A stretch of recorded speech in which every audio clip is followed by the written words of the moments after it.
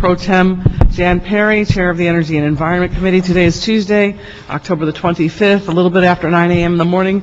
We are in room 1010, and Mr. CLA, tell me if there are any items that need to be continued or consented. We have no, good morning, Madam Chair, Rafael Pereira with the CLA's office. You have no continuance items. We have 3 items we'd like to recommend for consent. Items 3, 6, and 7. 3 relates to a DWP report relative to an agreement with Itron for software upgrades. Number 6 relates to a CAO Public Works report, contract report relative to the West Coast Rendering Company for dead animal processing and recovery services. And number 7 relates to a contract with CR&R Incorporated for marketing and processing of residential single-stream recyclable materials. Okay, thank you very much. All right, well then let's go back to 1. Number 1 relates to DWP and City Attorney report and ordinance relative to the amendment to Section 10.5.3 of the Admin Code to include the purchase of biogas within a specified price and parameters. We have staff from DWP and City Attorney's Office.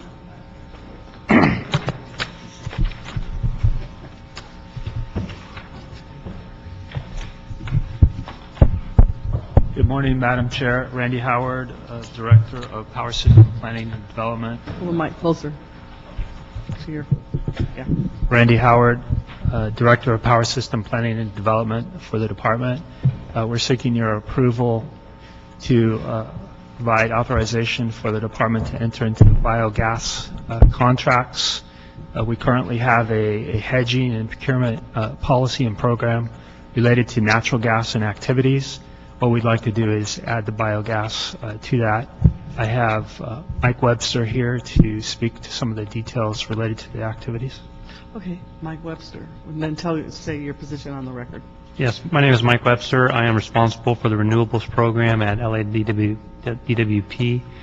And what we're trying to do is establish a tool so that we can enter into biomethane agreements to meet the needs of our RPS standard.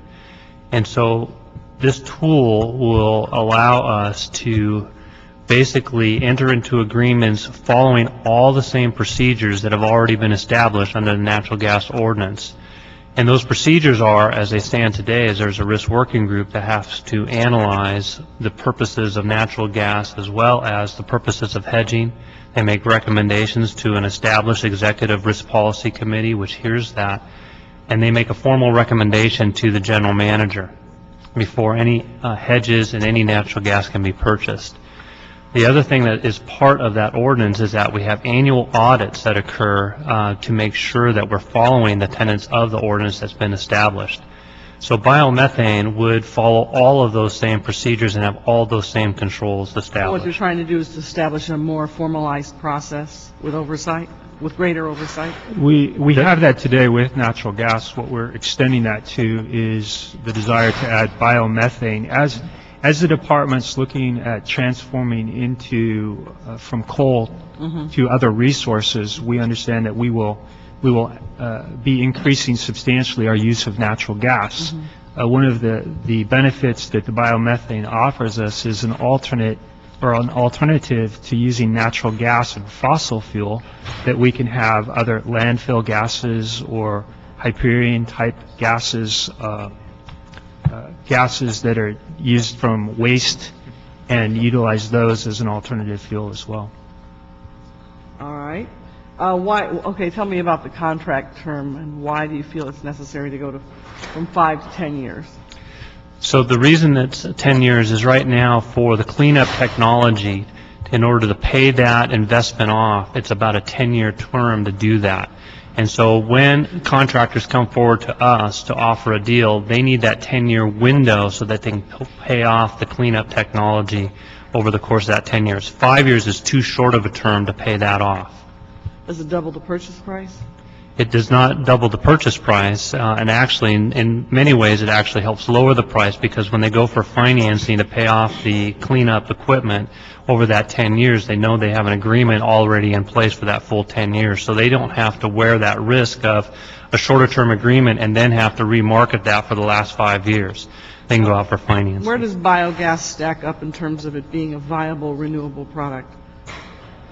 Well, the reason it's a viable renewable product, one, it is authorized under the new state law SB 2 under the first extraordinary session, and so biomethane is allowed. The second thing is that biomethane makes sense for us because we are utilizing existing equipment to burn that renewable fuel. So if we were not using renewable fuel, we'll be using natural gas instead. And we're also, what we're doing is we're repowering a lot of our units to integrate renewable energy. So in this way, as these new projects are integrating our renewables, instead of burning natural gas, they're actually burning a renewable fuel. So we're using a renewable fuel to back up our wind and our solar projects, which make a lot of sense. So when you look at our overall RPS target, how much do you think is realistic to dedicate to biogas?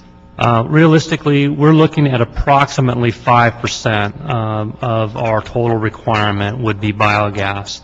And we think that that amount makes sense for us.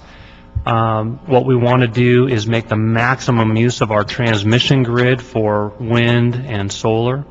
And so by using the biogas and using pipelines instead of transmission lines, it allows us to use that transmission grid. So that way, when you look at the entire portfolio, we're making maximum use of transmission, maximum use of our pipeline, and the whole package works out about 5%. Okay, so given what's ahead, what the department's status is now in terms of its financial and budgetary issues, and what seems to be ahead for the next few years, how do you see support coming on a going forward basis for biogas contracts, given you've got so many constraints budgetarily? Well, there should be support for biogas contracts in the sense that it is the least cost renewable solution, is that with the purchase of biogas right now at today's pricing, we can actually create renewables at a cost of about $75 a megawatt hour, compared to wind, which is starting to approach $100 a megawatt hour, and solar, which is about $120 a megawatt hour. So from a renewables perspective, biogas is our least cost option moving forward. What about the operational issues within the department when you begin to process this particular form of energy? What are the operational issues that it poses? The operational issues are really imposed on the vendor that is supplying the biogas, because what they need to do is take the landfill gas and put it through a cleanup technology that scrubs it to pipeline quality. Once it gets into the pipeline, then it's a matter of tracking it through a process of gas nomination so that we can track the green molecule as it goes into the pipeline, gets scheduled all the way to DWP territory, and then burned in our units.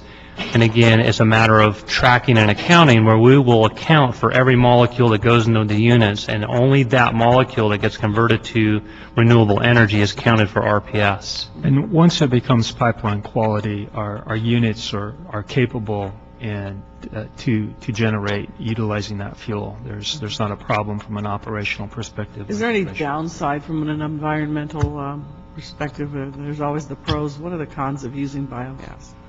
I think the only cons that we hear out there seem to be related that it's still a fuel that has a combustion and an emission. I think our position on that would be right now at a number of landfills that this fuel source is coming from. It's being flared today. It's being collected and flared and not used for a purpose of offsetting natural gas production. And I think as Mike has pointed out, what we're looking at would be to displace burning natural gas, utilizing this fuel, and still generating renewable energy at existing facilities. Okay. Just move it forward. Okay. Yeah. Very well. Okay, thanks. Brings you to item number 2. Okay. DWP report relative to amendment number 1 to an agreement with Worley Parsons Group to provide services for the Haynes and Scattergood energy projects. Staff from DWP and CAO. All right, I see this has no impact on the city's general fund, and the approval of the amendment will not impact the existing $9 million expenditure limit. Was the South Coast Air Quality Management District supportive of this project? Madam Chair, Randy Howard, Director of Power System Planning and Resources at Department of Water and Power. This is a contractor to help us support the project that was approved by South Coast Air Quality Management District. So they are supportive of the projects and the timeline of those projects. And so this is a contract, again, to extend just the time, not additional dollars, to assist us in getting those projects completed. Okay, and that does not increase the cost of the contract? No, it does not. All right. Okay, Recommend approval? yeah. Okay. That brings you to items 4 and 5, which you could actually hear together if you'd like. They both relate to transmission service agreements for the city of Anaheim and the DWP. Read them in the record together.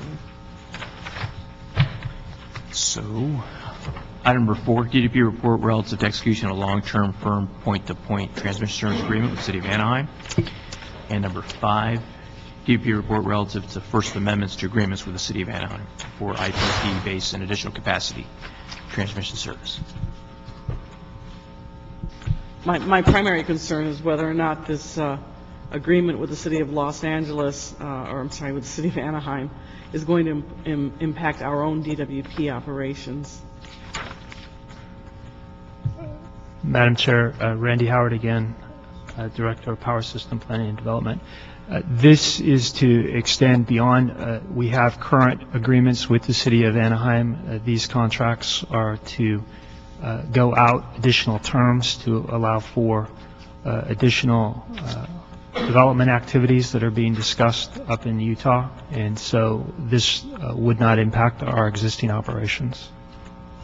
And then how much revenue is the department going to receive on an annual basis from the city of Anaheim, and for how long?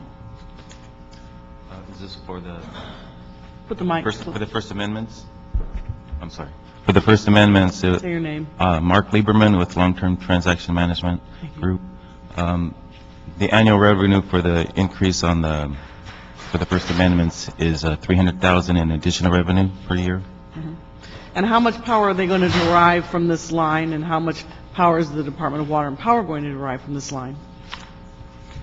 These are existing transmission lines, and we're not proposing to increase the transmission capacity from the existing. What we're doing is extending the duration Okay.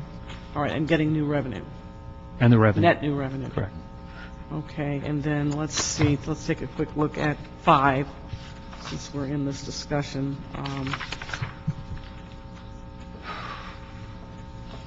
On number 5, can you give some clarity to the committee with respect to the purpose of these amendments and the base capacity agreement, and how much more energy capacity is the Department of Water and Power getting, City of Anaheim deriving from the system upgrades? It's probably the same answer? Pretty much based on this Southern Transmission System upgrade, I think it was Anaheim is receiving an additional 85 megawatts of transmission capacity. Now, under the transmission service agreement, again, and maybe the same answer, how much annual revenue will the Department of Water and Power make from the arrangement? Well, actually, on that particular one, that is the 300,000, because that's at a lower rate. The current rate is 30 cents, or the new rate is 30 cents per kilowatt month. The agreement that you were talking about before, which is a transmission service agreement, which is not going to start until June 2027. That's the transmission service agreement which we were talking about before. That has actually an annual revenue of I think 5.6 million per year. So this one, these First Amendments, it's 300,000 in additional revenue per year. I'm sorry. No, go ahead. This is related to the recent upgrades on the line, and as indicated, the City of Anaheim would receive an additional 85. The City of LA is an additional 286 megawatts. Now, do either of these amendments, either one, impact the Department of Water and Power's energy operations in any way? In either case? These will, from the operational perspective, the upgrades were related to station work at both ends of the transmission line. We didn't have to do any other upgrades to the transmission line during that project. That project is completed. These are the contracts that are going forward related to the operations and the cost of those operations.